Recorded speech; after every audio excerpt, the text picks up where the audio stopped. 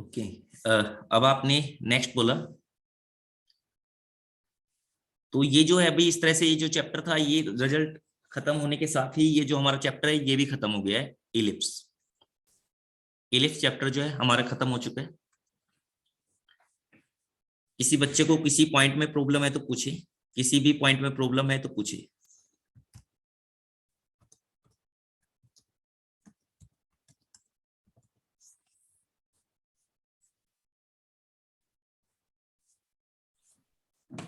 Sir जो auxiliary circle था, हाँ बच्चे,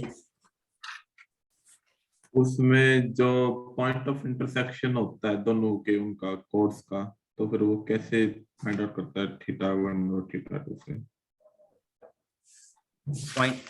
पॉइंट ऑफ इंटरसेक्शन। सर इसमें लिखवाया था आपने इक्वेशन ऑफ कोड joining theta one and theta two. हाँ, इक्वेशन ऑफ कोड joining theta one theta two. हाँ बोलोगे इसमें क्या प्रॉब्लम है?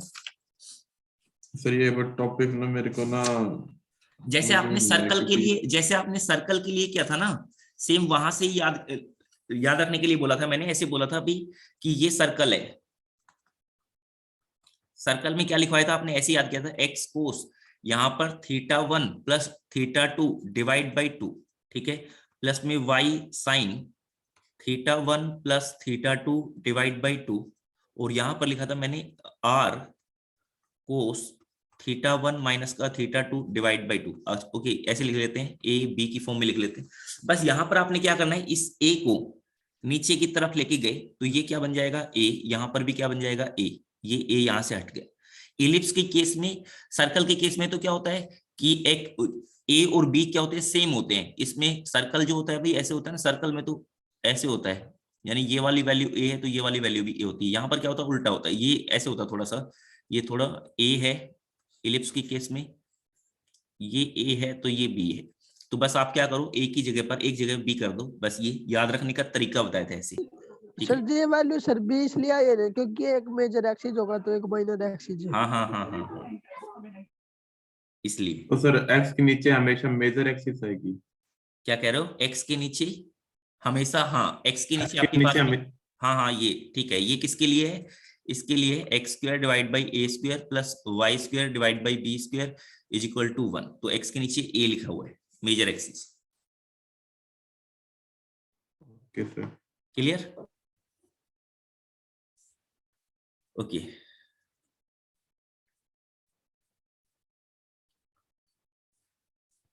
सर आपने इसमें टिल्टेड इलिप्स का टॉपिक नहीं है?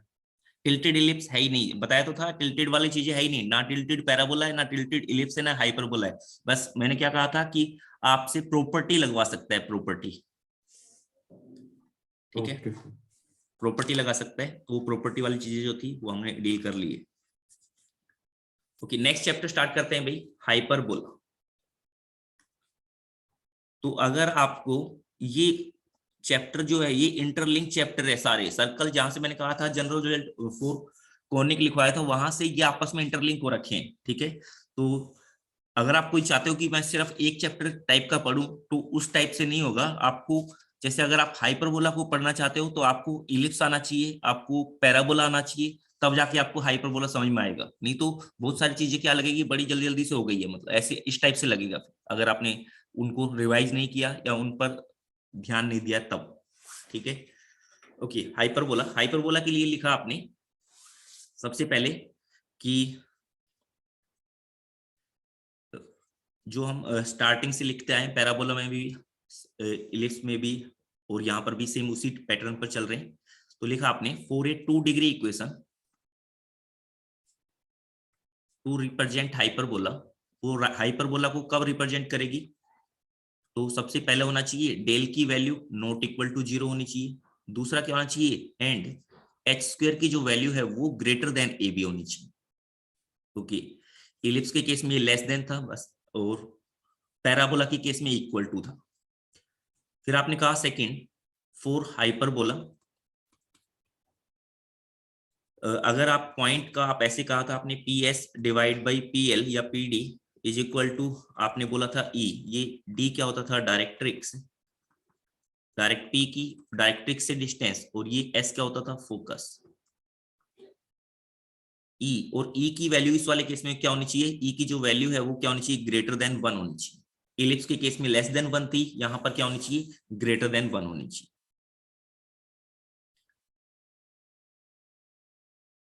नेक्स्ट आपने बोला थर्ड कि इसके लिए भी वही standard equation and related terms, कुछ कुछ चीजें अलग है तो उनको समझना पड़ेगा। जैसे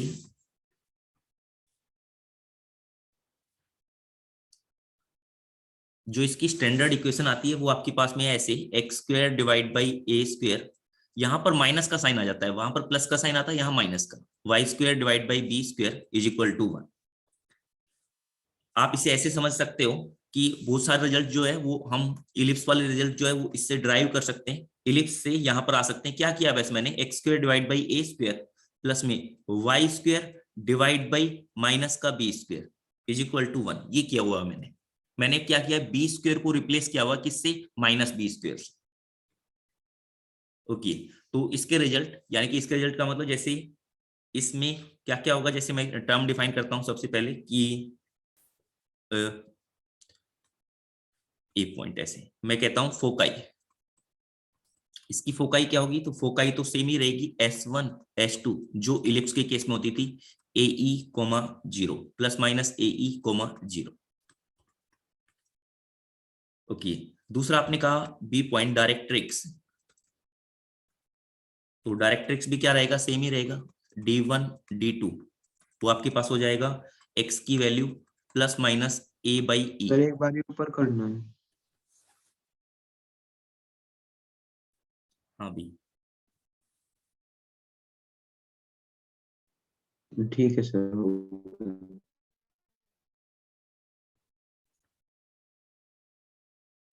ये D1 D2 की वैल्यू क्या रहेगी, x की value plus minus A by E. Okay, next आपके पास में सी पॉइंट, मैंने कहा इसेंट्रिसिटी, इसेंट्रिसिटी किस तरह से फाइंड करेंगे ये ध्यान रखना, इसेंट्रिसिटी यहां पर ई स्क्वायर की जो वैल्यू होगी वो आपके पास में आएगी ऐसे 1 प्लस, ये देखो 1 प्लस, यहां पर आपके पास आ जाएगा, ये देखो ये जो जो बाद में देखो, इसमें ऐसा कुछ नहीं है कि ए ग्रेटर है बी ग्रेटर है तो फर्क पड़ेगा, ऐसा कुछ नहीं है। उसमें तो क्या होता था कि ए की वैल्यू ग्रेटर देन हो जाती थी, तो ए की वैल्यू और बी की वैल्यू के ऊपर डिपेंड करता था कि कौन ग्रेटर है कौन लेसर है ना। इसमें ऐसा कुछ नहीं है, इसमें ये ध्यान रखना है कि कौन पहले आ रहा है, जो पॉजिटिव वाला है ना वो पहले लिखा जाएगा यहाँ पर, तो पॉजिटिव वाला पहले क्या लिखा हुआ है, जैसे x square divide by A square लिखा हुआ है, फिर माइनस नेगेटिव वाले को पीछे लिखा हुआ है। ओके, तो आपने क्या करना है, जो पीछे लिखा हुआ है ना वो उसका यानी कि 1 plus B square divide by A square, ऐसे, चाहे अब बी की वैल्यू चाहे बड़ी हो चाहे छोटी हो उससे कोई मतलब नहीं। ई स्क्वायर की वैल्यू क्या होगी, 1 plus B square divide by A square, तो जो ई की वैल्यू आएगी वो हमेशा क्या आएगी, ग्रेटर देन 1 टाइप की वैल्यू आएगी। ई की जो वैल्यू आएगी वो क्या आएगी, ग्रेटर देन 1 टाइप की वैल्यू आएगी। ओके, एक चीज यहां से ये भी नोटिस करोगी कि जैसे ये जो लिखा हुआ है, अगर मैं देखूं ऐसे, ये लिखा हुआ है x square divide by A square, इसकी वैल्यू क्या आ गई, 1 plus Y square divide by B square, ऐसी वैल्यू आ गई।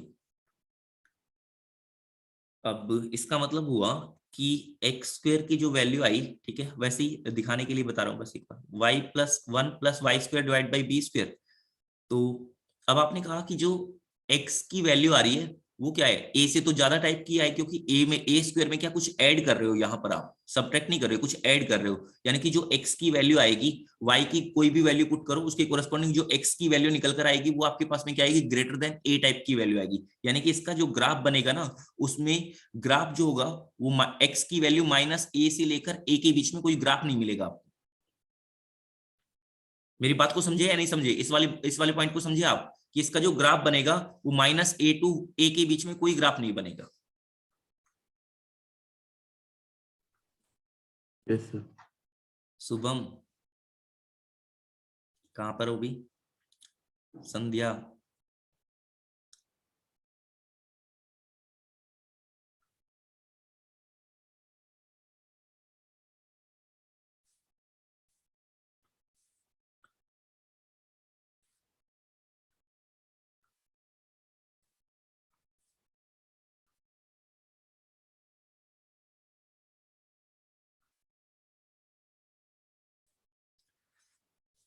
ओके, तो यहाँ से आपने कहा कि जो ग्राफ होगा वो -a to a के बीच में ग्राफ नहीं बनेगा। ओके, ये दिखाने के लिए था, बस हटा देता हूँ अपनी से।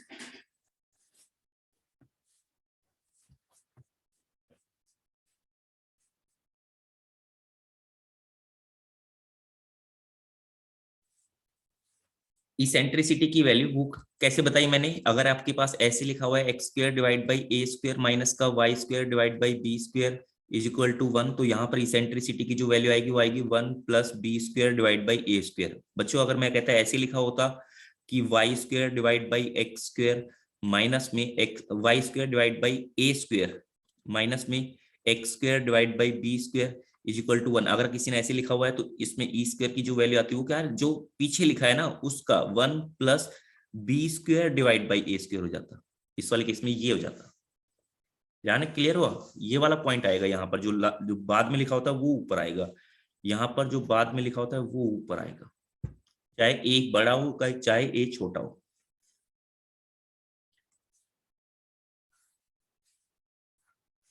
सर इक्लिप्स में ऊपर बड़ा आता है ना सर बी की वैल्यू? क्या कह रहे हो? सर इक्लिप्स में सर बी की वैल्यू सर बड़ी आती है ना बी की जगह पे? उसमें तो क्या आता था, यहाँ पर छोटे वाला लिखते थे आप 1 माइनस में, फिर यहाँ पर छोटे वाला, फिर यहाँ बड़े वाला। उसमें इलिप्स के केस में क्या होता था, ऐसे होता था x² divide by a² plus y² divide by b² is equal to 1, ये लिखा हुआ है। तो यहाँ पर तो ये डिपेंड करता था कि ये a बड़ा है या छोटा है। अगर a की वैल्यू ग्रेटर देन b है तो आप लिखते थे 1 प्लस 1, छोटे वाला आएगा हाँ ना सर? 1 माइनस में आप क्या लिखते थे इस वाले केस में कि छोटे वाले का मतलब कौन सा, b² डिवाइड बाई a²। इस बात के ऊपर डिपेंड कर रहा था, वहां पर जो छोटा है वो ऊपर लिखा जाता था, यहाँ पर छोटे बड़े का नहीं है, यहाँ पर नेगेटिव वाले का खेल है। क्लियर हुई ये बातें? बोलोगे ये बात क्लियर हुई सभी को? Yes sir.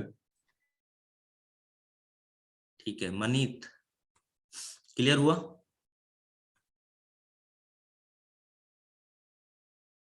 ओके,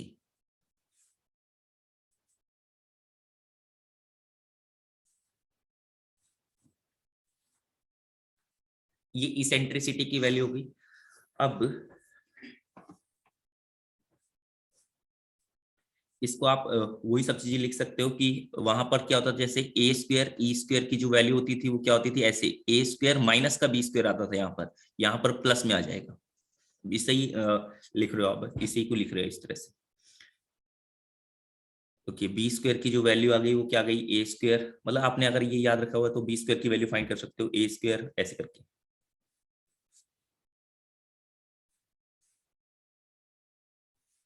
अब आपने नेक्स्ट कहा कि इसका जो ग्राफ बनेगा वो कुछ इस टाइप का ग्राफ बनेगा।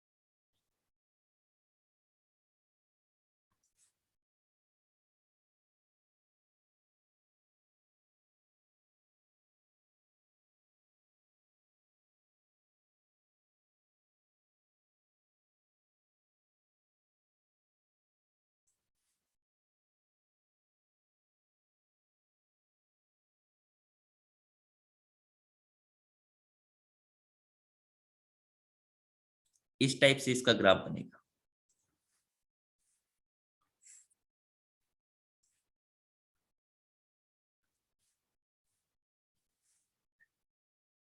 यहां पर जो पॉइंट होंगे, जैसे आपके पास ये ओरिजिन है, ओके, आपने कहा जैसे ये वाला जो पॉइंट है इसको आपने नाम दिया, इस पॉइंट को नाम दिया, इसको नाम दिया आपने, ये होगा A1 पॉइंट, ये वर्टेसिस कहलाएंगे, A2 पॉइंट, यहाँ पर B1 और B2,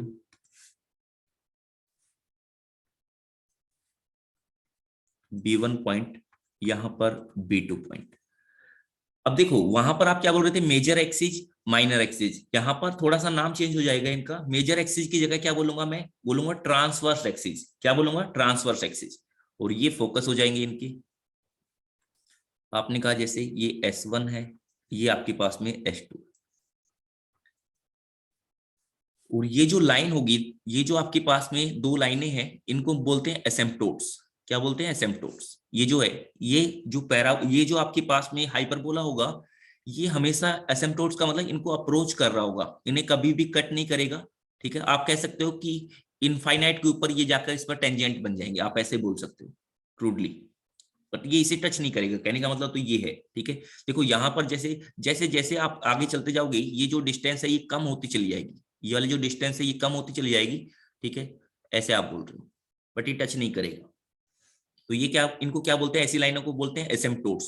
ठीक है, जो इनफाइनाइट तक इसे फॉलो करती रहेगी। ठीक है, इसे टच नहीं करेगा। ठीक है, इनके बीच में डिस्टेंस कम होती ही जाएगी, बट टच नहीं करेगा। तो आप बोल रहे हो एसिम्पटोट्स।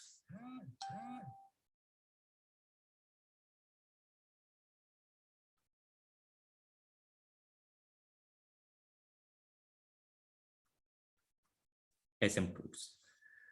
ओके, अब जैसे आपने वहां पर डिफाइन किया था कि ये S1 है, S1 से अगर मैं कोई कोड ऐसे ड्रॉ करता हूं जो क्या हो, इस एक्सिस पर परपेंडिकुलर हो, तो उसको हम बोलेंगे लेटस रेक्टम। तो एक लेटस रेक्टम यहां पर और एक लेटस रेक्टम यहां पर।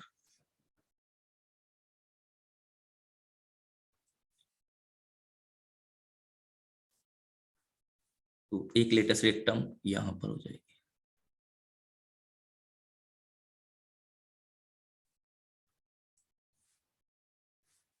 इन पॉइंट को नाम दिया आपने, जैसे आपने कहा ये पॉइंट है L1, L1 dash, L2, L2 dash, ऐसे।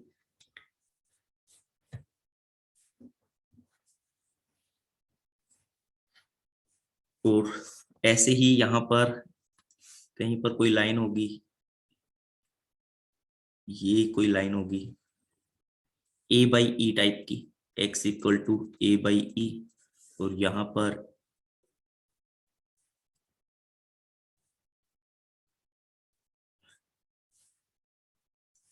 x इक्वल टू माइनस का A/E, ये डायरेक्ट्रिक्स कहलाएगी। D1, D2।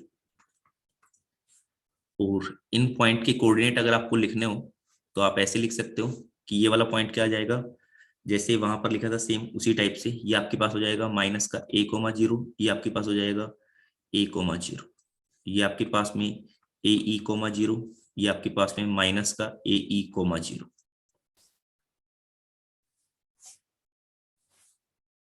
ओके,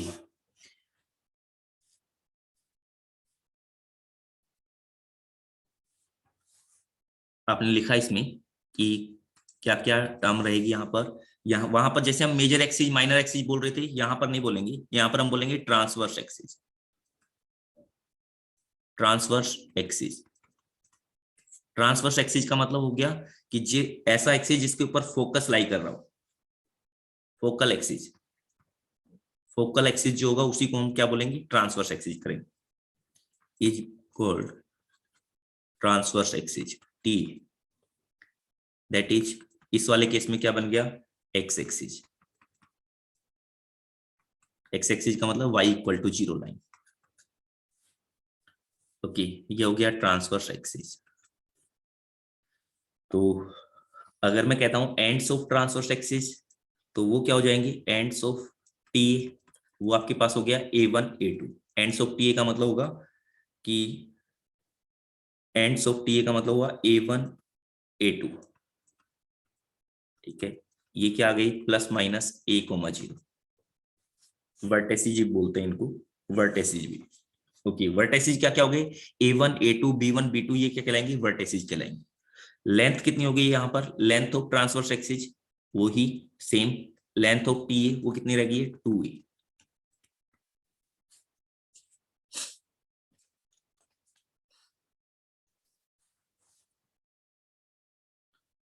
क्लियर इतनी बातें? Okay next Yes. देखो, इसको आपने बोल दिया जैसे मेजर एक्सिस और माइनर एक्सिस बोला था, यहाँ पर क्या बोल दिया, ट्रांसवर्स एक्सिस। दूसरा जो एक्सिस होगा उसको बोलेंगे कॉन्जुगेट एक्सिस।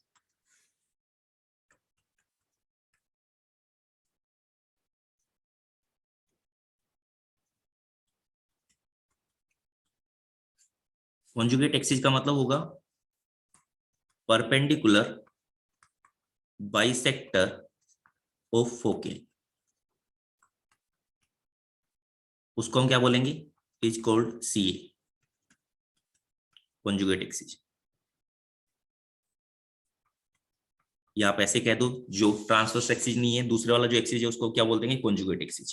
तो फोकाई का परपेंडिकुलर बाइसेक्टर आएंगे।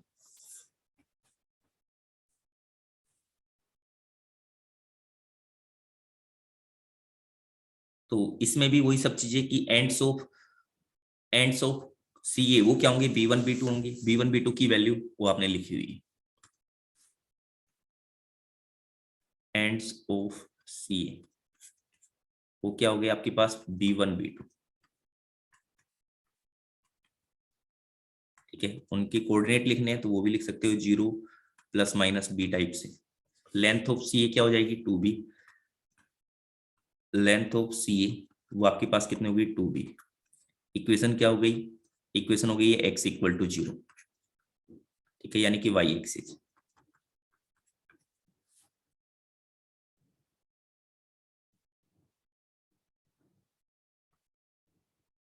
ओके, सेंटर क्या होगा यहाँ पर, सेंटर ओरिजिन है। ओरिजिन क्या है, फोकाई का वही mid point of foci, mid point of foci.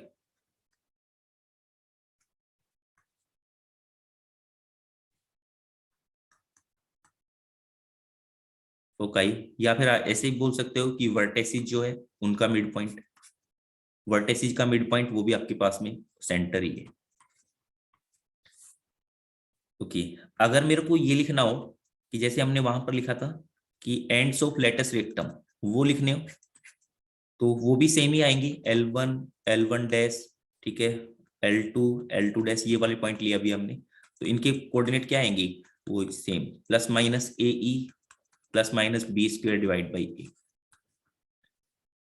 Length जो होगी, देखो लेंथ जो होगी, मैंने अभी थोड़ी देर पहले बोला था कि आप B² को -B² से रिप्लेस कर दो तो उस वाले केस में बहुत सारे रिजल्ट आ जाएंगे। तो लेंथ के केस में नहीं करना है, लेंथ तो क्या रहती है, पॉजिटिव रहती है, 2B² / AE रहेगी।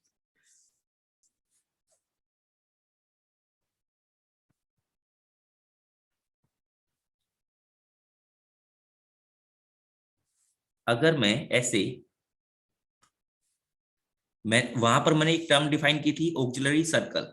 ऑक्सिलरी सर्कल में मैंने क्या किया था, ऐसे किया था कि भाई आपने क्या किया था, ये वर्टेसिस को डायमीटर मानकर, मेजर एक्सिस के जो आपके पास वर्टेसिस थे उनको डायमीटर मानकर आपने एक सर्कल ड्रॉ किया था। उस सर्कल को मैंने क्या बोला था, ऑक्सिलरी सर्कल बोला था। तो सेम चीज आप यहां पर भी कर सकते हो कि अगर आप ऐसे डायमीटर मानकर ऐसे एक सर्कल ड्रॉ करोगे,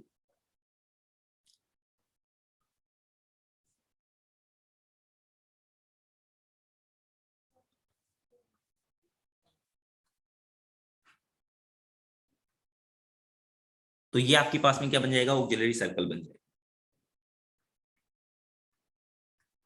ऑक्सिलरी सर्कल।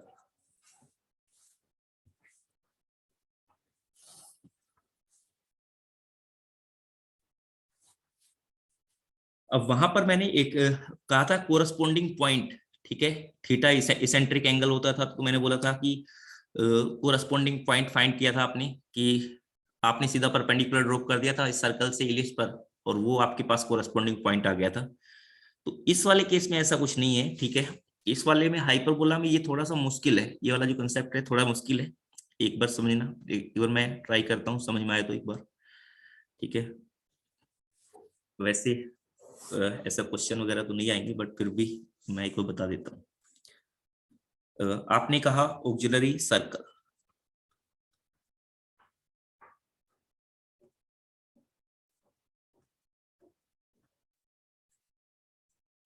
ऑक्सिलरी सर्कल का मतलब हो गया circle on TA transverse axis as diameter. is called auxiliary circle.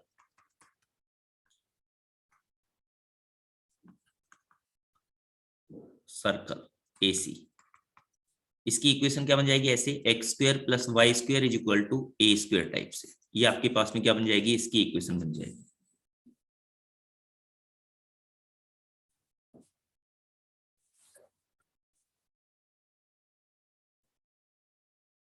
अब एक बार देखते हैं, ऐसे ही बता रहा हूं मैं कि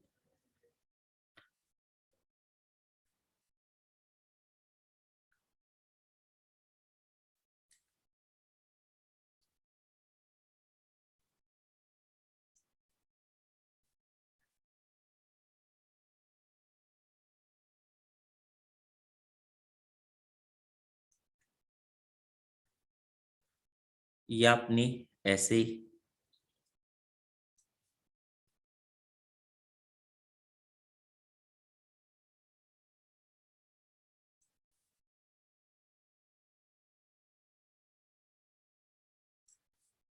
डायमीटर मानकर आपने सर्कल ड्रॉ किया हुआ है, इसको हम बोल रहे हैं ऑक्सिलरी सर्कल। अब यहां पर अगर मैं कहता हूं आपसे कि वाई एक्सिस को भी ड्रॉ कर लेते हैं,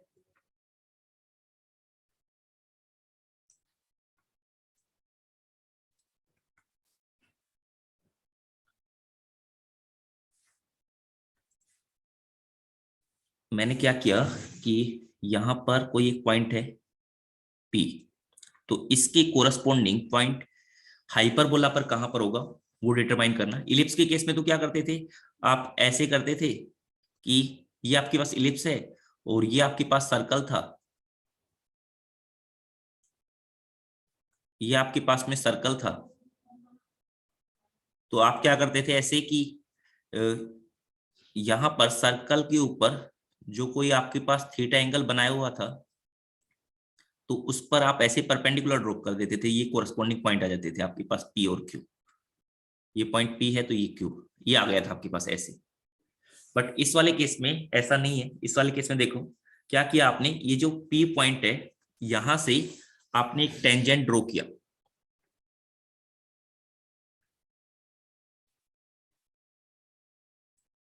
टेंजेंट एट P। जैसे अगर मैं कहता हूं थीटा पॉइंट के रिस्पेक्ट में बात कर रहा हूं कि अगर मान लो ये पॉइंट थीटा है, ये थीटा है, तो ये पॉइंट आ गया P, ठीक है। इस थीटा पर जो पॉइंट P आया, उस वहां से आपने क्या किया, एक टेंजेंट ड्रॉ किया।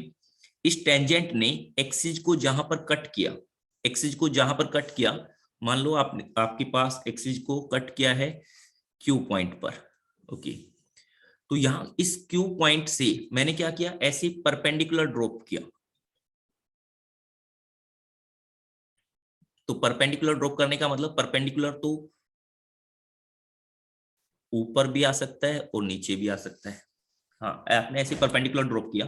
मान लिया अभी के लिए मैंने कहा कि ये पॉइंट है R पॉइंट आ गया। तो इस R पॉइंट में यानी कि देखो भाई, ये जो पॉइंट होगा पॉइंट P को किस तरह से ले सकते हो आप, पॉइंट P को लेने का मतलब हो गया कि यहां पर पैरामेट्रिक पॉइंट ऐसे लेते हैं कि ये एक्स स्क्वायर जो आपके पास हाइपरबोला था, ये था X square divide by A square minus का Y square divide by B square is equal to 1। तो इस पर पैरामेट्रिक पॉइंट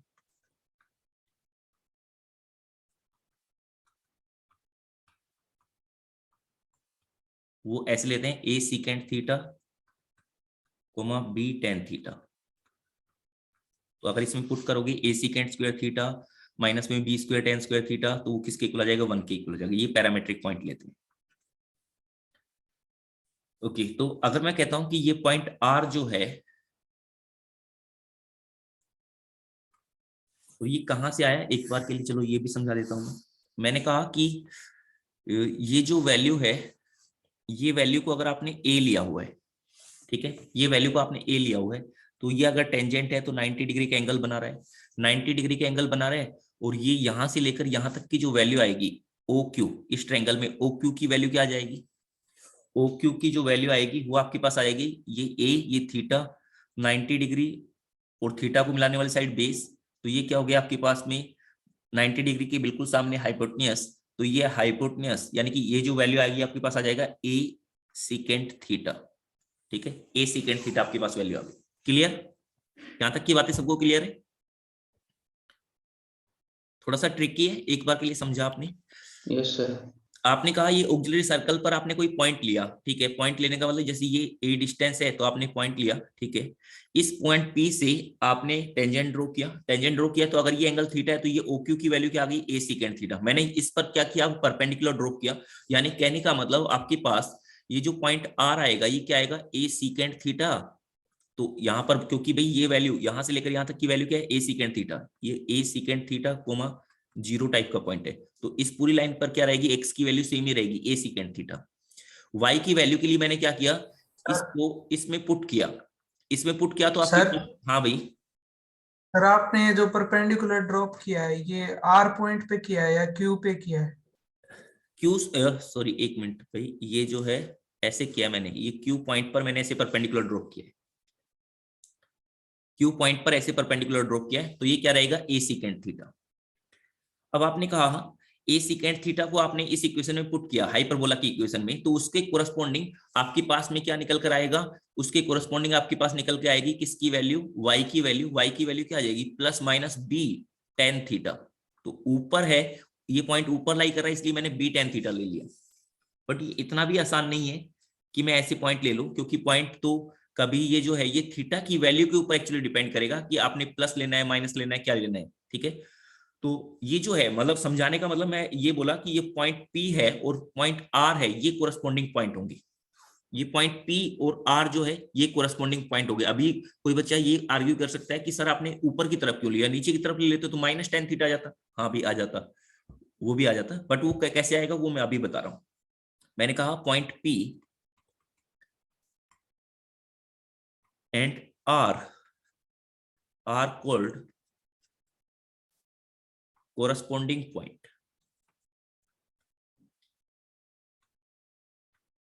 कोरस्पॉन्डिंग पॉइंट।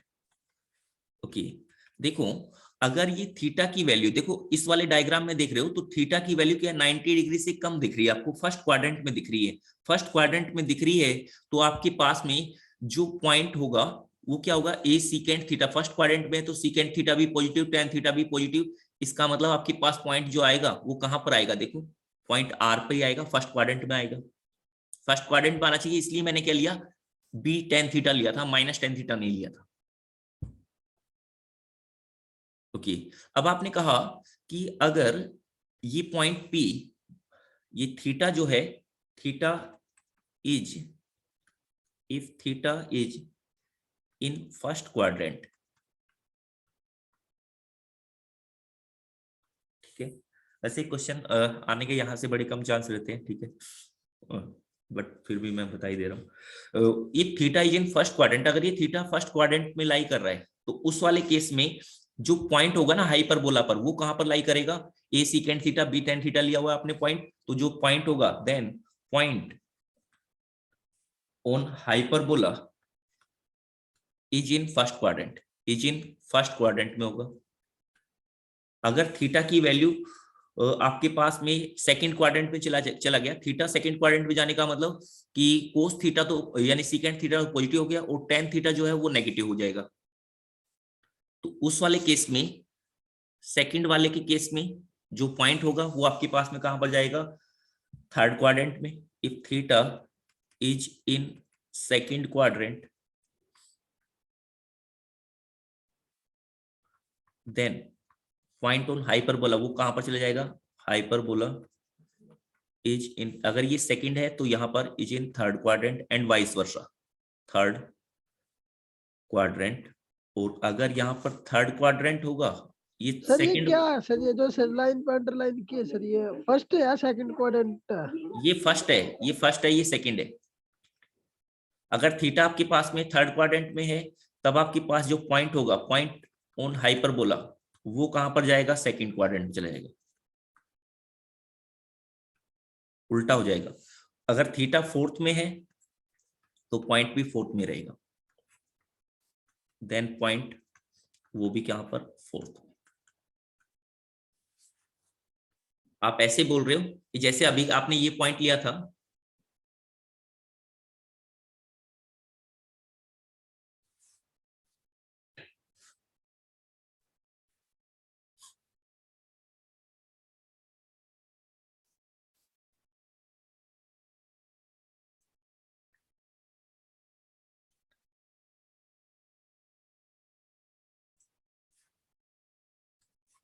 अगर ये पॉइंट यहां पर होता तो इस वाले केस में हम क्या करते कि अगर ये आपके पास पॉइंट है तो ये एंगल सेकंड क्वाड्रेंट में चला गया, तो यहां पर आपने टेंजेंट ड्रॉ किया,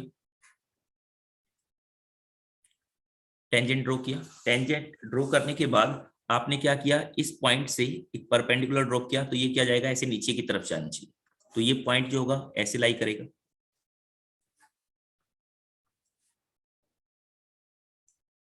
ये वाला पॉइंट होगा।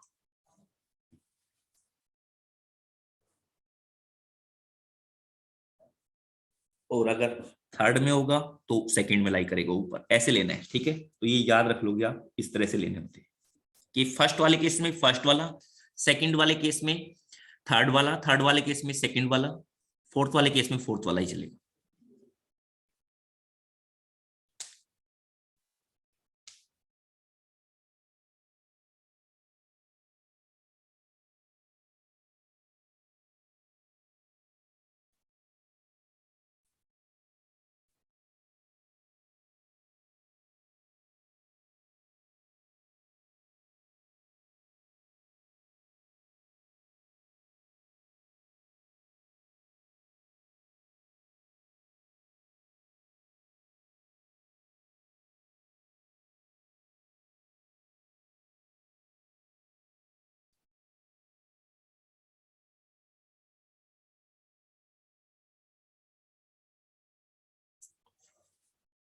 ओके, क्लियर हुआ, ये वाली बातें क्लियर हुई।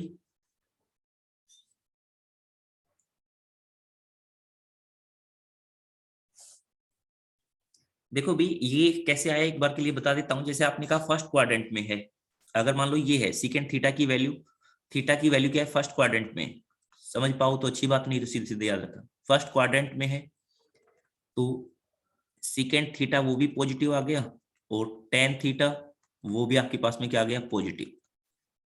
तो इसका मतलब हुआ जो पॉइंट बना हाइपरबोला पर, जो पॉइंट आया वो क्या आ गया, पॉजिटिव पॉजिटिव टाइप का पॉइंट आ गया। अब पॉजिटिव पॉजिटिव टाइप का पॉइंट आने का मतलब वो पॉइंट कैसे आया होगा आपके पास में, पॉजिटिव पॉजिटिव टाइप का पॉइंट लेके आना है तो आप देखो, ये अगर आप इसे नीचे की तरफ ले जाते तब तो नेगेटिव बन जाता, ऊपर की तरफ ही लेके जाना पड़ेगा इसको अपने पॉइंट को, ठीक है। इसका मतलब आपने ऐसे ऊपर लेके गए, ओके। अब आपने कहा अगर आपने ए सीकेंट थीटा, अगर मान लो आपके पास पॉइंट हाइपरबोला के ऊपर जो पॉइंट है वो आपके पास में कहां पर लाई कर रहा है, वो कुछ इस तरह से लाई कर रहा है आपके पास में कि, या फिर आप कह दो कि थीटा की जो वैल्यू है वो सेकंड क्वाड्रेंट में है। अगर थीटा की वैल्यू सेकंड क्वाड्रेंट में है तो सीकेंट तो क्या हो जाएगा, पॉजिटिव हो जाएगा। सीकेंट जो है, सॉरी सीकेंट जो है वो तो आपके पास में क्या हो जाएगा, सीकेंट थीटा नेगेटिव, और टेन थीटा वो भी आपके पास में नेगेटिव। तो ये वाला पॉइंट कहां पर जाना पड़ेगा, इसका मतलब थर्ड क्वाड्रेंट में जाएगा, ओके। अगर आपने कहा थीटा की वैल्यू थर्ड क्वाड्रेंट में है, थर्ड क्वाड्रेंट में होने का मतलब थर्ड क्वाड्रेंट में टेन पॉजिटिव होता है, तो सीकेंट तो नेगेटिव हो गया, ये पॉजिटिव होगा, तो इसका मतलब पॉइंट जो होगा वो कहां पर जाएगा, सेकंड क्वाड्रेंट में जाएगा। ये क्या होता है, एक्स की वैल्यू नेगेटिव वाई की वैल्यू पॉजिटिव, वो कहां पर होता है, सेकंड क्वाड्रेंट में होता है। अगर थीटा की वैल्यू फोर्थ क्वाड्रेंट में आ गई, फोर्थ क्वाड्रेंट में, तो इसका मतलब होगा फोर्थ क्वाड्रेंट में कोस पॉजिटिव होता है, तो कोस की वैल्यू तो पॉजिटिव हो गई, टेन की वैल्यू नेगेटिव। ये कब होगा, जब आपके पास पॉइंट जो होगा वो कहां पर होगा, फोर्थ क्वाड्रेंट में। क्लियर हुई मेरी बातें, बोलोगी सबको क्लियर हुआ ये वाला पॉइंट या नहीं हुआ है। Yes sir. Yes sir. ठीक है, तो इतना आसान नहीं है, इसमें थोड़ा सा मुश्किल है, उसमें तो बड़ा आसान था कि सीधा सीधा आप ऐसे लगा देते सर्कल पर।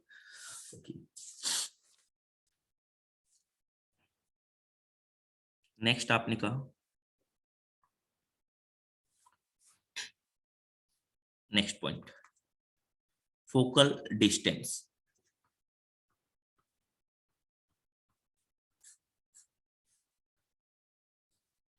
फोकल डिस्टेंस का मतलब हो गया कि ये आप, हाँ कोई बच्चा कोई गलती से इसे ऐसे समझ ले, ये भी ध्यान रखना है भाई, कोई बच्चा अगर गलती से ये समझ ले कि सर ये जो है ना, ये जो शेप बन रही है, ये पैराबोला बन रहा है, दो पैराबोला बन गए ऐसे, नहीं दो पैराबोला नहीं है, पैराबोला अलग चीज है, ये अलग चीज है। क्लियर? पैराबोला अलग चीज है, ये अलग चीज है।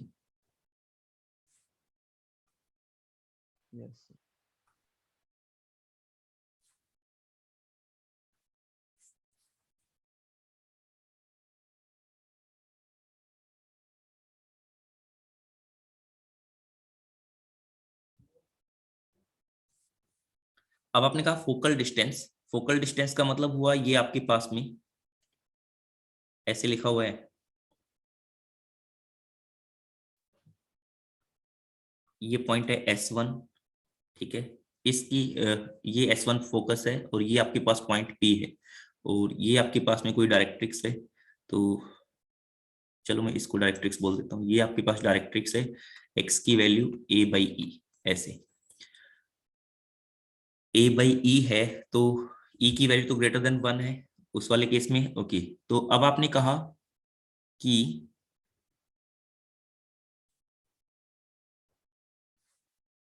एक और बना लेते हैं, ये आपके पास y एक्सिस है, ये आपके पास x एक्सिस है, और ये ओरिजिन है। तो यहां से लेकर आपने क्या करना है कि इस तरह से डिफाइन करते हो आप, जो डेफिनेशन होती है वो ऐसी होती है, P/S1 डिवाइड बाई P/D1 की वैल्यू E के इक्वल होनी चाहिए, यानी कि P/S1 की जो वैल्यू है वो क्या होगी, E इंटू P/D1 की इक्वल हो गई। ओके, तो P/D1 की वैल्यू फाइंड करनी है, P/D1 का मतलब हुआ ये वाली जो वैल्यू है P, और यहां से ये P/S1 डिवाइड बाई P/D1, इस चीज को बोल रहा हूं मैं।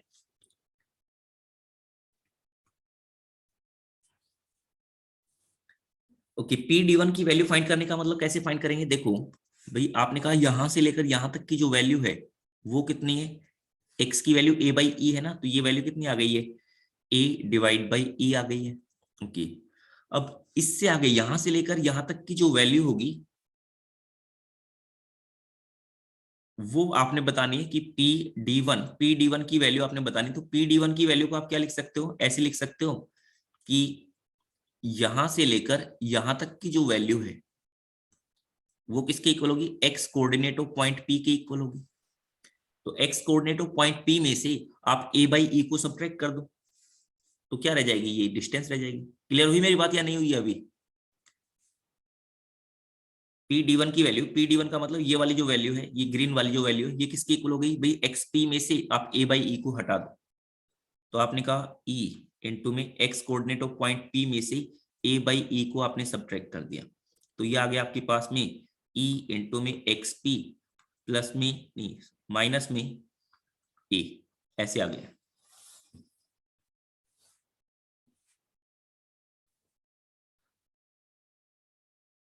वहां पर क्या होता था, इलिप्स के केस में ऐसा आता था, a plus e plus minus, यहाँ पर e into x coordinate of point P आया था, यहाँ पर e पहले आ गया है, e वाला जो टर्म थी वो पहले आ गई। ओके, ये P/S1 की वैल्यू आ गई, इसी टाइप से P/S2 की वैल्यू के लिए यहाँ पर प्लस आ जाएगा, P/S2 की वैल्यू क्या हो जाएगी, e इंटू में x coordinate of point P plus a, ऐसे हो गया।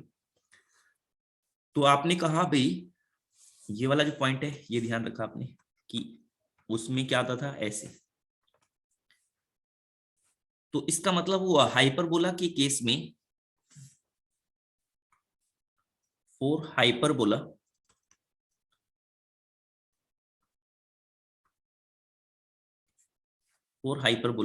आप क्या बोल रहे हो, फोकल डिस्टेंस जो है वो आपके पास आ गई है e इंटू में x coordinate of point P plus minus a, ऐसे।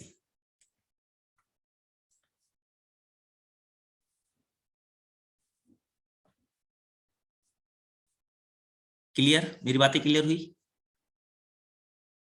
अब देखो अगर मैं ये बोलता हूं आपसे कि वहां पर आपने दोनों का सम किया था, PS1 प्लस PS2 किया था, तो 2A के इक्वल आया था। बट इस वाले केस में अगर आप इन दोनों का डिफरेंस करते हो, PS1 माइनस PS2 जो भी है, ऐसे डिफरेंस कर दिया, PS1 माइनस PS2, तो उसकी जो वैल्यू होगी वो आपके पास में ऐसे PS1 माइनस का PS2 पूरे का मोड है ऐसे, क्योंकि डिफरेंस जो पॉजिटिव होगा, तो इसका मतलब जो वैल्यू आ जाएगी वो क्या आ जाएगी, 2A टाइप की वैल्यू आ जाएगी। देखो सब्ट्रैक्ट कर रहे हो तो क्या आ गया, 2A आ गया। तो वहां पर तो जब सम कर रहे थे तब आपके पास में क्या आ रहा था, 2A के इक्वल आया था, और यहां पर क्या आया, डिफरेंस किया तब आपके पास में क्या आ गया, ये वैल्यू आ गई।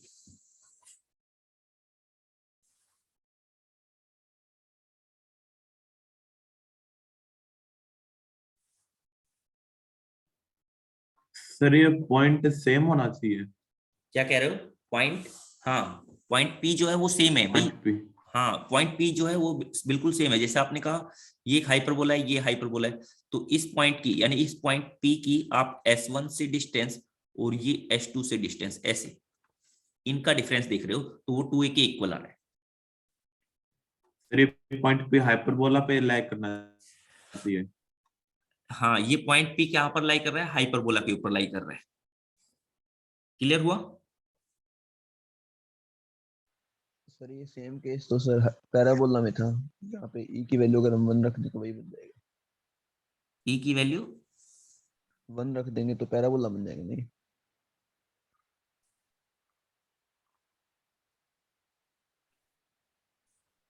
E की वैल्यू 1 रख देंगे तो, हाँ तो E की वैल्यू 1 के लिए तो पैराबोला ही होता है, और क्या, E की वैल्यू 1 के लिए पैराबोला होता है, E की वैल्यू लेस देन 1 होती है तो इलिप्स होता है, तो इसमें तो E की वैल्यू ग्रेटर देन 1 आएगी ना। ओके यहां तक की बातें क्लियर हुई होगी। PS1 डिफरेंस PS2 की वैल्यू 2A के इक्वल आ गई, और इलिप्स के केस में क्या आया था, इनका जो सम आया था वो आपके पास में 2A के इक्वल आया था। ओके अब आपने बोला कि भाई यहां से जैसे हमने वहां पर लोकस डिफाइन किया था, आप इसके लिए भी बोल सकते हो कि लोकस बोलने का मतलब हुआ कि हाइपरबोला पर कोई भी पॉइंट होगा, उस पॉइंट का फोकल डिफरेंस जो होगा वो कांस्टेंट आएगा, वो कांस्टेंट किसके इक्वल होगा, लेंथ ऑफ ट्रांसवर्स एक्सिस के इक्वल होगा, टीए का मतलब लेंथ ऑफ ट्रांसवर्स एक्सिस। तो मैं ऐसे लिख दे रहा हूं, फॉर एनी पॉइंट, कोई भी पॉइंट हो on hyperbola, difference of focal distance will be constant, ये कांस्टेंट आएगा। ओके और ये किसके इक्वल आना चाहिए, and is equal to length of T,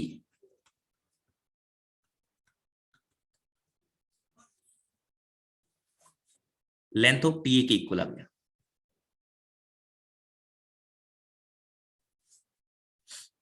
okay note किया आपने यहां तक की बात, एक बार जल्दी से, किसी को कुछ पूछना है तो पूछोगे।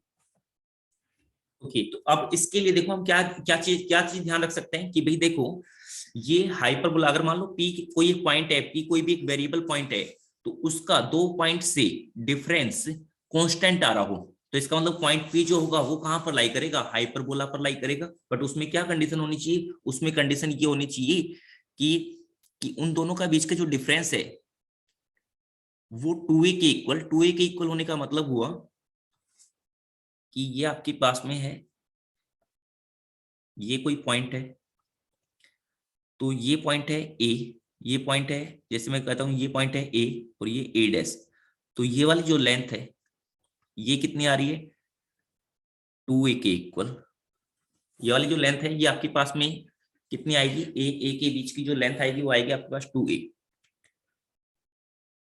तो यहां पर आपके पास में जैसे S1 और यहां पर आपके पास में है H2। तो पॉइंट P का आपने ऐसे S1 से और H2 से डिफरेंस फाइंड किया।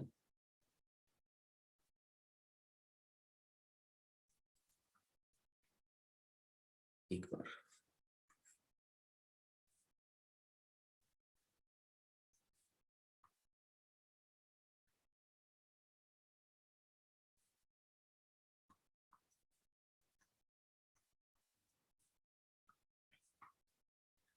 पॉइंट P का आपने S1 से और H2 से ये डिफरेंस फाइंड किया। तो ये जो दो साइड है इनका डिफरेंस वो क्या आना चाहिए, वो 2a आ रहा है। 2a आने का मतलब ये वाला जो पार्ट है ये 2a है, यानी कि वो आपके पास में क्या आ रहा है डिफरेंस, वो थर्ड साइड से लेस आ रहा है।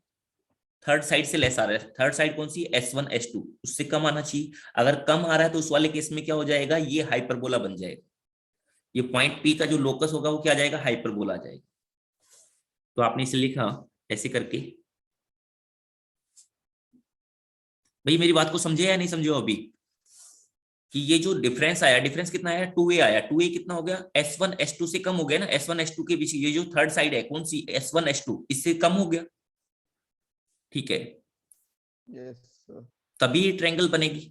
अब भाई वैसे भी आपने कहा कि वहां पर आपने क्या कहा था, इलिप्स के केस में आपने कहा था PS1 plus PS2 is equal to 2a। और ये जो आपके पास में था ये ट्रायंगल टाइप की बननी चाहिए थी। तो आपने कहा था ऐसे P, ये S1 S2 sum of two side is always greater than third side, यानी S1 S2 से ज्यादा होना चाहिए, इन दोनों पॉइंट से ज्यादा होना चाहिए था वहां पर। तो उस वाले केस में आपके पास में इन दोनों के बीच की डिस्टेंस कितनी होती थी, 2ae। और यहाँ पर आपके पास सम कितना आया था, 2a। 2a की वैल्यू क्या थी, 2ae से ज्यादा थी, क्योंकि e की वैल्यू लेस देन 1 थी। यहां पर क्या है कि डिफरेंस ऑफ टू साइड वो क्या होना चाहिए, लेस देन होना चाहिए थर्ड साइड से, तब जाके ट्रायंगल बनेगी। आप ऐसे ध्यान रख सकते हो।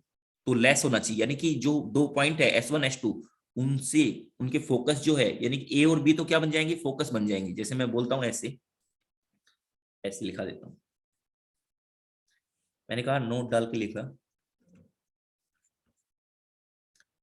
if P is a variable point, P is a variable point and A comma B are fixed point such that PA difference PB is equal to K, ऐसे लिखा हुआ है। Then locus A और B को आप समझो ऐसे कि ये वाला पॉइंट A है, ये वाला पॉइंट B है, ऐसे समझ लो। locus of P will be,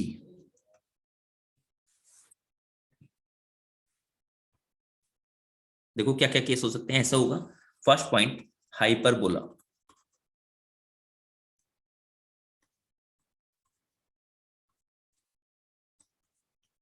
if जो डिफरेंस आया है, डिफरेंस क्या है, डिफरेंस के, उसकी वैल्यू क्या है, लेस देन है किससे, ए बी से। ए बी का मतलब ए और बी पॉइंट के बीच की डिस्टेंस, यानी कि ये जो आप बोल रहे हो यहाँ पर ए पॉइंट इसको बोला, बी पॉइंट इसको बोला, और ये 2a जो आया था इसको आप क्या बोल दिया आपने, के बोला हुआ ऐसे। तो जो के की वैल्यू आई है, ये जो यहां से लेकर यहां तक जो के की वैल्यू आई है, ये आपके पास क्या है, ए बी से लेस है। तब ये क्या बन जाएगा, हाइपरबोला बन जाएगा। यानी ट्रायंगल टाइप की बनती होगी तो उस वाले केस में ये हाइपरबोला बन जाएगा। ओके, ये ए और बी क्या कहलाएंगे, यहाँ पर ए और बी कहलाएंगे फोकाई, और के क्या कहलाएगी, length of T, length of T transverse, 2a आया था ना, length of transverse axis. Second आपने केस कहा, अगर मान लो के की वैल्यू ए बी के इक्वल हो जाए, के की वैल्यू ए बी के इक्वल हो जाए, देन लाइन ए बी आ जाएगी, लिविंग, उसमें आपने ये पॉइंट जो है, living the points between A and B. ठीक है, ये कब, जब के की value equal to A B आ जाए। कैसे, देखो भाई, कि ये आपके पास था पॉइंट ए, ये आपके पास था पॉइंट ए, ये आपके पास था पॉइंट बी। मैंने क्या किया, ऐसे यहां पर अगर देखो मैं ऐसे भी लेता हूं, अगर मैं यहां पर कोई पॉइंट ले लेता हूं पी, तो P A minus P B, तो वो तो क्या आ जाएगा आपके पास में, कभी equal P A minus P B की जो वैल्यू आएगी वो ए बी के इक्वल नहीं आ सकती है, पॉइंट पी अंदर तो नहीं हो सकता है। ओके, अब आपने कहा कि अगर मान लो पॉइंट पी ऐसे यहां पर लाई कर रहा है, यहां पर लाई कर रहा है पॉइंट पी, तो आपने कहा P B minus P A करूंगा तो वो तो किसके इक्वल आ जाएगा, ए बी के इक्वल ही रह जाएगा, ये वाला पार्ट रह जाएगा, इन दोनों का डिफरेंस क्या आ गया, ये वाला ए बी। तो पॉइंट पी वो कहां पर भी लाई कर सकता है, दोनों साइड में, यानी कि यहां पर इस तरफ ये लोकस हो गया इसका,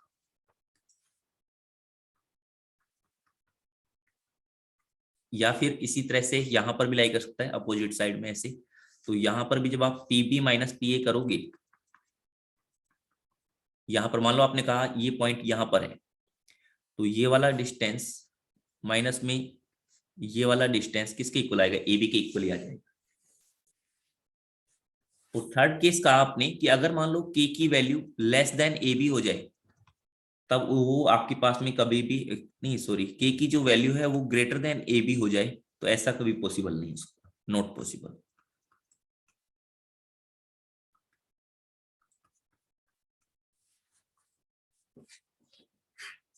क्लियर हुई इतनी बातें, ये वाला पॉइंट सबको समझ में आया या नहीं आया है? Yes yes yes sir. Sir. Okay, ठीक है। ओके, चलो इसी पॉइंट की एक बार प्रैक्टिस हो जाएगी आपकी। एक क्वेश्चन लिख लिया जैसे हमने ई लिस्ट में लिखा था, सेम आपने क्वेश्चन लिखा है। आपने कहा P क्या है, let P be variable point,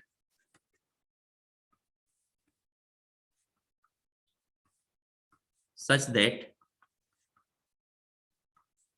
P A difference P B is equal to K है, वेयर ए आपने कोई पॉइंट ले लिया 2,7 एंड बी आपने कोई पॉइंट ले लिया 2,11 ले लिया। फाइंड करना है locus, find locus of P if first वाले केस में के की वैल्यू 4, के की वैल्यू 10, के की जो वैल्यू है वो 3 के इक्वल है।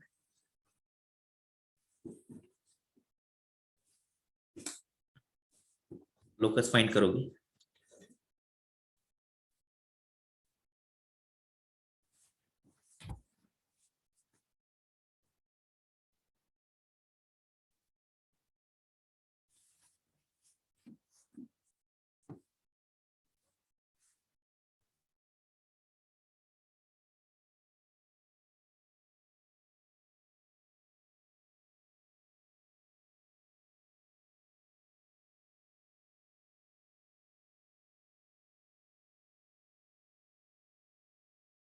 सर 2 वाला तो सर शायद नॉट पॉसिबल होगा।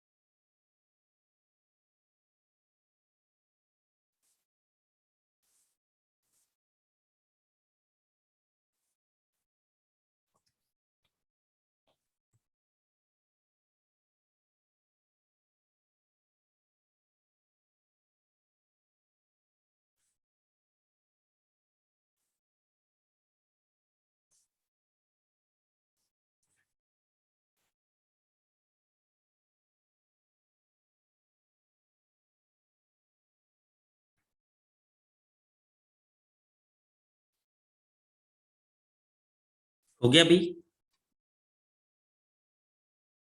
Yes sir. ओके।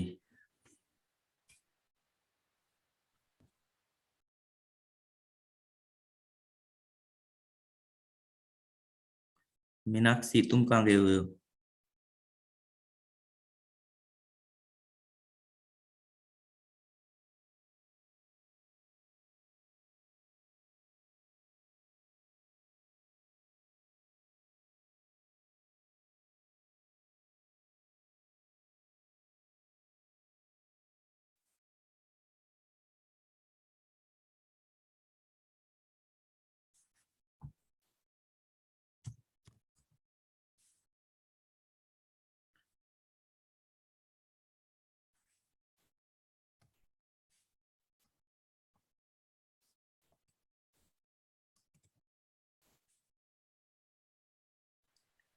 सर हाँ भाई।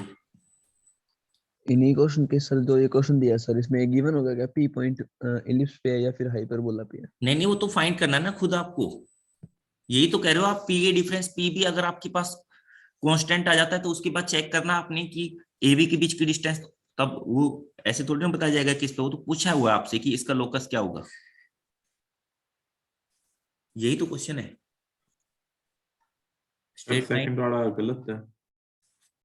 एक बार मैं आ जाता हूं अब यहाँ पर। देखो भाई, आपने कहा यहाँ पर सबसे पहले आपने बोला कि ये जो है ए बी के बीच की डिस्टेंस फाइंड की, तो ये तो स्ट्रेट लाइन है सीधी सीधी। आपने कहा कि 11 माइनस 7 कितना आ गया, 4 वैल्यू आ रही है। ओके, ए बी के बीच की वैल्यू 4 आ रही है। अब आपने कहा P A minus P B equal to K आ रहा है, यानी कि ये क्या आ गया, 4। ए बी के बीच की डिस्टेंस वो भी 4, के की वैल्यू वो भी 4, यानी इक्वल आ रही है। तो इसका मतलब तो क्या आ गया, straight line. Okay, straight line. इसमें भी कौन सा, ये जो आपके पास पॉइंट था, कौन सा पॉइंट,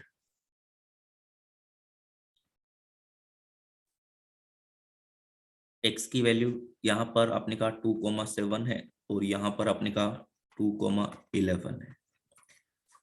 तो इनके बीच में छोड़ दो, ये वाला आपके पास में लोकस आ गया। अब आपने कहा के की वैल्यू इक्वल टू 10 है, तो इसका मतलब के की जो वैल्यू है वो आपके पास में क्या आ रही है कि P A minus P B वो ग्रेटर देन 10। ग्रेटर देन 10 का मतलब हुआ डिफरेंस ऑफ टू साइड, वो थर्ड साइड से ग्रेटर आ रहा है। थर्ड साइड क्या है, ए बी है, थर्ड साइड से ग्रेटर आ रहा है। ग्रेटर आने का मतलब ये तो नॉट पॉसिबल होगा। और इस वाले केस में ये क्या बन जाएगा, इलिप्स बन जाएगा। इस वाले केस में क्या बन जाएगा, इलिप्स बन जाएगा। अब इलिप्स में ये जो के की वैल्यू बताइए ना, के की वैल्यू आपके पास में 3 के इक्वल आ रही है। तो के की वैल्यू 3 के इक्वल आने का मतलब आपको क्या बताया था, वो क्या होता है, 2a के इक्वल होता है। वो क्या होता है, 2a के इक्वल होता है। ओके, यानी कहने का मतलब आपको, अगर आपको इलिप्स भी फाइंड करना हो तो आप ऐसे बोल सकते हो कि ये जो वैल्यू होगी ये 2a के इक्वल होगी, ऐसे। थर्ड वाला जो केस है, थर्ड वाले केस में 2a की जो वैल्यू होगी वो आपके पास में कितनी आ जाएगी, 3, यानी कि a की वैल्यू कितनी आ गई, 3 डिवाइड बाई 2 आ गई। a की वैल्यू कितनी आ गई है, 3 डिवाइड बाई 2। और 2ae वो आपके पास में कितना होगा, 2ae वो ab के इक्वल होता है। 2ae वो आपके पास ab के इक्वल, ab का मतलब हुआ 4 के इक्वल। तो आपने कहा यहाँ से 3e की जो वैल्यू आई वो आपके पास 4, तो e की वैल्यू कितनी आ गई, 4/3 आ गई। हाइपरबोला में ये ग्रेटर देन 1 ही होना चाहिए। ओके, अब आपने कहा यहाँ पर अगर आपने a की वैल्यू फाइंड कर ली, e की वैल्यू फाइंड कर ली, अगर मुझे b की वैल्यू फाइंड करनी हो तो b की वैल्यू किस तरह से फाइंड करूंगा मैं, E square equal 1 minus B square by square. हाँ तो आपने कहा कि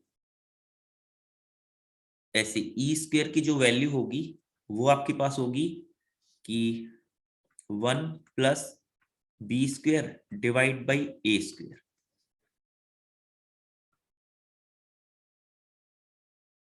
1 plus B square divide by A square. तो यहां पर ये ये जो आपके पास बनेगा ये इस टाइप का बनेगा भाई, कि जो हाइपरबोला बनेगा वो आपके पास में ऐसे हाइपरबोला बनेगा। कैसे? वाई एक्सिस के अबाउट में बनेगा ये हाइपरबोला।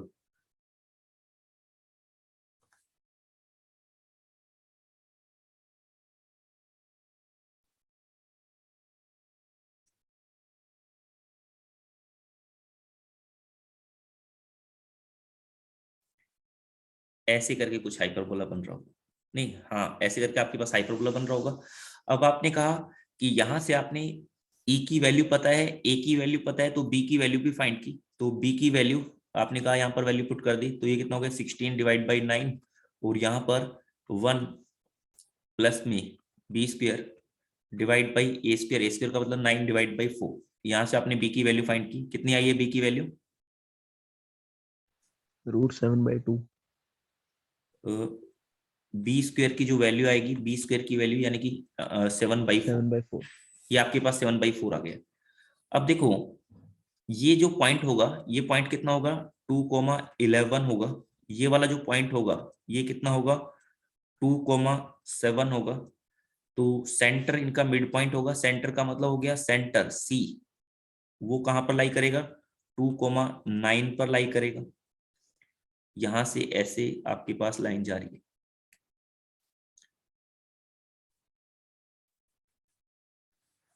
अब देखो आपने यहां पर क्या लिखा है, जो ई लिखा है ना, ई में आपने क्या लिखा है यहाँ पर देखो, ये ऐसे लिखा है 2b² डिवाइड बाई a², ऐसे करके। तो ये जो हाइपरबोला बनेगा, इस हाइपरबोला किस टाइप का होगा, ऐसे होगा ये हाइपरबोला कि अभी तो आप क्या करते थे x² divide by a² minus y² divide by b² ऐसे करके लिखते थे। तो यहाँ पर y वाली जो टर्म है वो पहले आएगी, y वाली जो टर्म है वो पहले आएगी। तो y²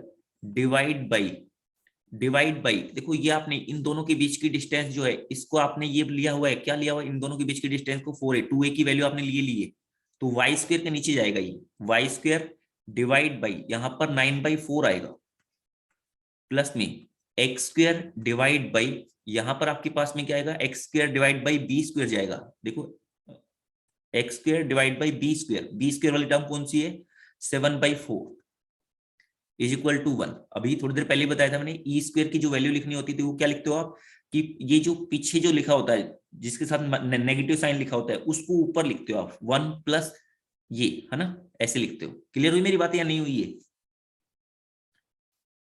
ओके ये आपके पास में हो गया। बट ये तो सेंटर तो कहां पर है, ओरिजिन पर नहीं है, सेंटर तो कहां पर है, सेंटर तो 2,9 पर है भाई। 2,9 पर है तो इसे भी चेंज करना पड़ेगा, ये y² नहीं रहेगा। तो y की जगह क्या कर दो y माइनस का 9, y को रिप्लेस कर दो, क्योंकि y वाला पॉइंट गलती से मत कर देना कि y -2 कर दो, या ऐसे जो पहले लिखा है पहले वाले में लिख दो, y -9 हो जाएगा। y -9 का square x - h y - k, याद आया होगा। अब आपने कहा कि ये x वाला क्या बन जाएगा, ये बन जाएगा x - का 2 का स्क्वायर।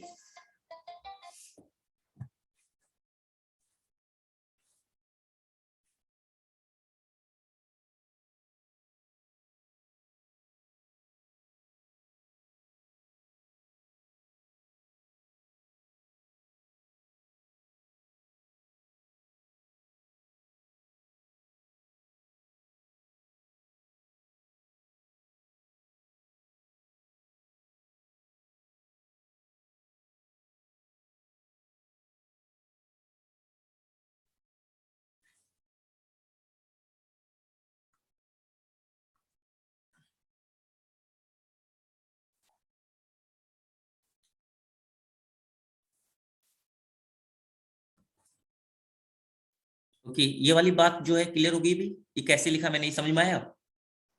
किसी बच्चे को कोई कंफ्यूजन है तो पूछे।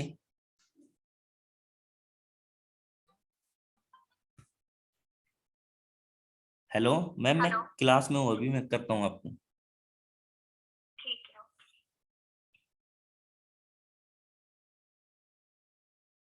ये वाली बात क्लियर हो गई भी?